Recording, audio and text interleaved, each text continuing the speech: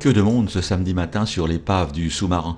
Tous les clubs de la région semblent s'être donné rendez-vous à cet endroit.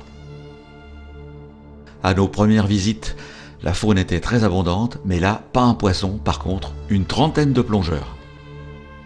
Bon allez, ne boudons pas notre plaisir, nous allons faire le tour du bateau en essayant d'éviter les collisions.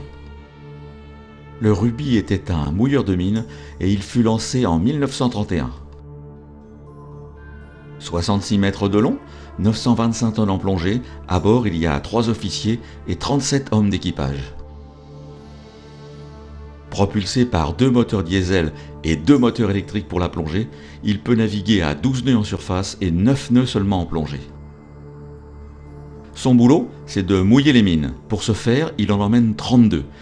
Mais il est également équipé d'un canon pour la surface et de 5 torpilles. Le Ruby arrive en Angleterre le 1er mai 1940 et, fin juin, son équipage décidera de se rallier à la bannière du général de Gaulle. Le navire restera en service jusqu'au 31 décembre 1944. À cette date, il entre en grand carénage pour tenter de réparer les avaries dues à ses nombreuses missions. 28 en tout, en mer du Nord, sur les côtes de Norvège et dans le golfe de Gascogne. Le Ruby a mouillé 683 mines qui ont provoqué la perte de 8 patrouilleurs, chasseurs ou drailleurs ennemis. 10 bâtiments de commerce ont également sauté sur ces mines et il a coulé à la torpille un bâtiment de 4360 tonnes. À son actif enfin, un sous-marin endommagé, le U-600. Quand on additionne tout ça, on arrive à un total de 25 000 tonnes. Ainsi, le Ruby aura coulé, à lui seul, un tonnage ennemi supérieur à celui coulé par tous les autres sous-marins français et même supérieur à celui coulé par l'ensemble de la marine nationale pendant cette guerre. En 1947, le Ruby, qui n'en peut plus, est placé en réserve spéciale et le 1er juillet 1948, il est définitivement condamné. Il restera dans un coin de l'arsenal de Toulon, abandonné à la rouille. Mais, en 1957, l'heure vient de le livrer aux acheteurs d'épaves. Il va être cassé, dépecé, vendu par morceaux. Impossible, déclarent ses anciens commandants Cabanier et Rousselot. Le Ruby doit mourir, certes, mais pas de cette façon.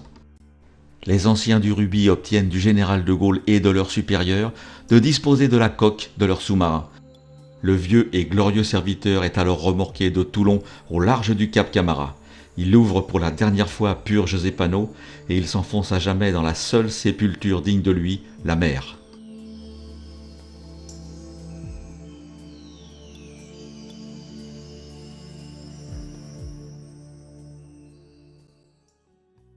Quelques semaines plus tard, nous retournons sur l'épave, espérant y réaliser des images avec un peu moins de plongeurs. Pour l'instant, nous ne sommes que 4 et nous descendons le long du côté tribord de la coque, admirant au passage les magnifiques gorgones Paramuricea qui poussent sur celle-ci depuis 1958.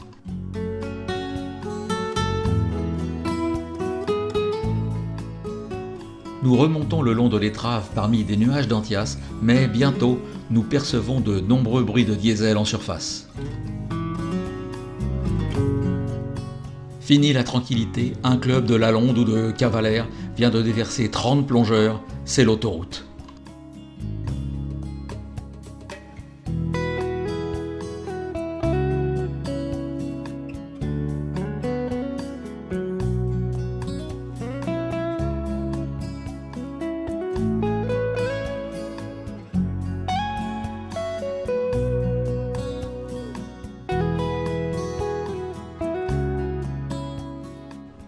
Castagnol, Barbier, attention à vous, la rascasse attend patiemment.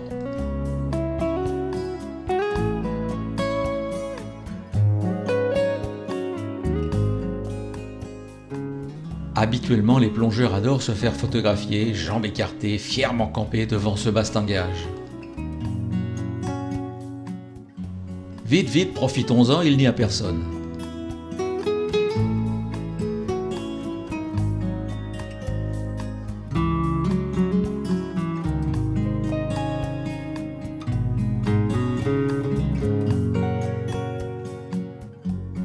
En général, les rougets sur mulets se trouvent sur le sable, où ils cherchent leur pitance à l'aide de leurs barbillons mentonniers.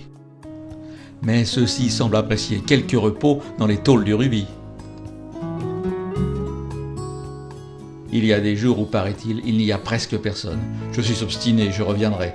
Et pourquoi ne pas essayer de pénétrer à l'intérieur de l'épave ?